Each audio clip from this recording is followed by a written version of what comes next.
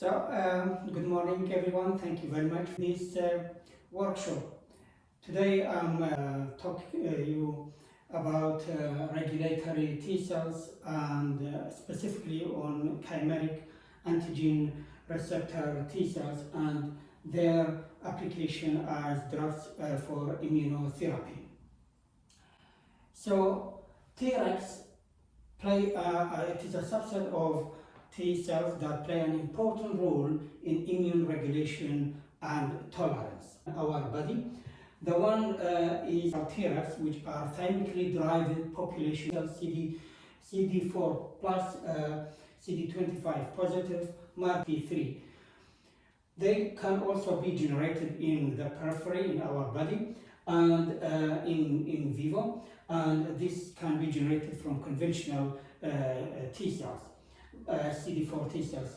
They have a phenotype of CD4, and when we grow them under some cytokine conditions such as TGF-beta or TGF-beta, this can push those population into a sort of Treg population. We call them induced Tregs.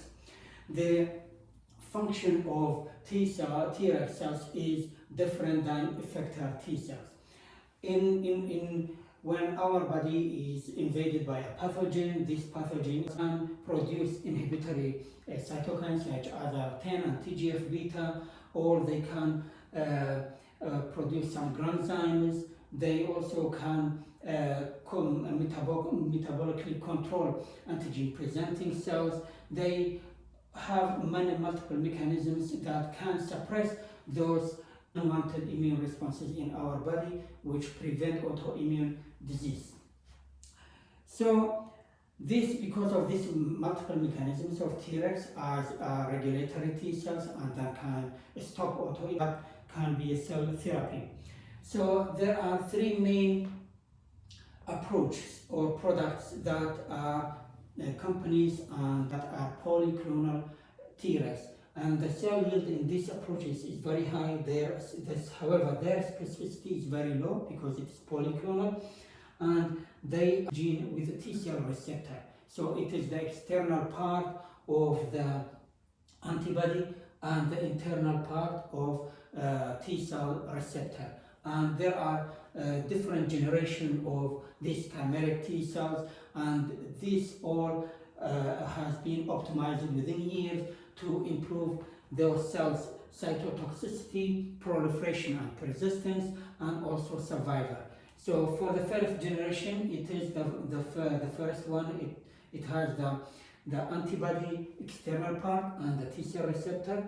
In the second generation, to improve their toxicity and proliferation, because those cells, when you transfer them to human body, they don't persist for a long time. They are dying. So they generated some sort of intracellular domains which provide co-stimulatory molecules such as OX40, 41BB, and different co-stimulatory molecules that provide a boosting signal to those T cells to expand and survive.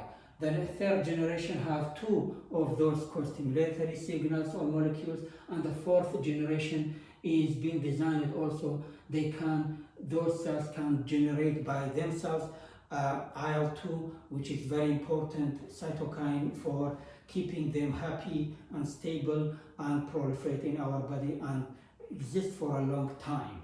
Okay? Is being made. The companies has pushed it at academia to for FDA. So as I said, the CAR T cells concept is being approved, commercialized. So these CAR Tregs, once being generated as a drug, they are used in multiple disease conditions. And they use it in preclinical and clinical autoimmune disease, such as I said, in graft versus host disease.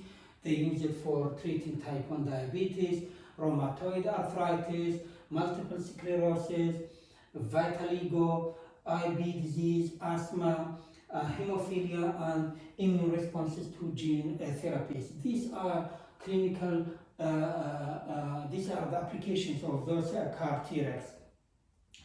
And in those patients is mainly caused by B cells.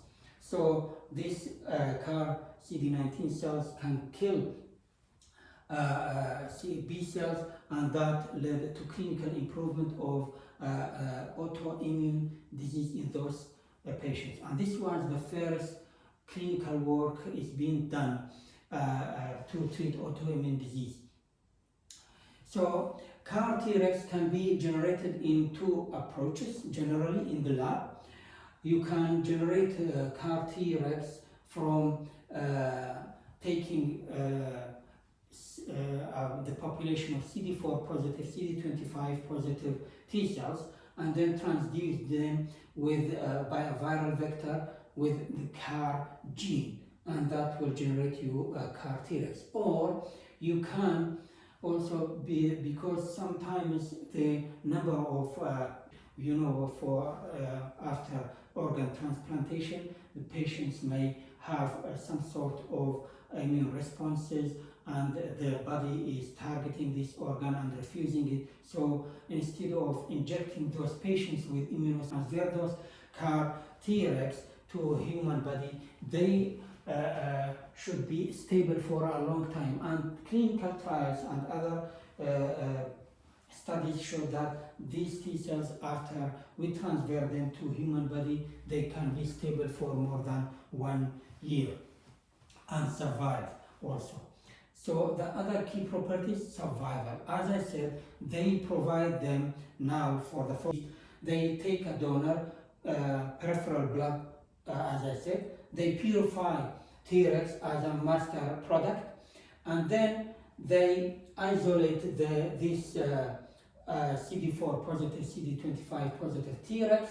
They then expand the initial master product using CD3, CD28 beads and IL-2. When they activate them, expand those Tregs to have enough number of cells for transduction. Then they deliver genes to them, and by vector transduction, so this CAR Tregs has been generated, and this CAR is the receptor is being designed and checked for quality control. Then after CAR Tregs is being generated, they also expand them. So we have enough number of the generated CAR Tregs, and this generated CAR Tregs as a drug then will be undergone for checking quality control tests and all of sort of those things, and this can be, after quality control passing, they can be stored, and we can then deliver them on time for CAR Tregs. Kidney transplantation, and also this one is also for liver transplantation, and they are mainly located, they are generally CAR Tregs are safe and they don't show toxicity like other CAR T cells like CD8. CAR approach is new, and the current technology is coming, and the advances from technology. CAR Tregs, because they are generally untoxic and safe.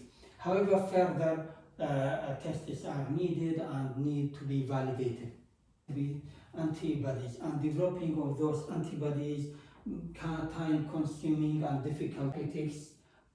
Also some other like Terra Immune design new types of Tregs products also. PBMCs, then this product undergo genomic editing. We will signals that provide them with stability and persistence, and if the product is unsafe and showed any toxicity, there is a suicide molecule that is being introduced to those, and this can be used as a universal Treg cell-based therapy. And Thank you very much for your listening. Now we will have a session for questions and also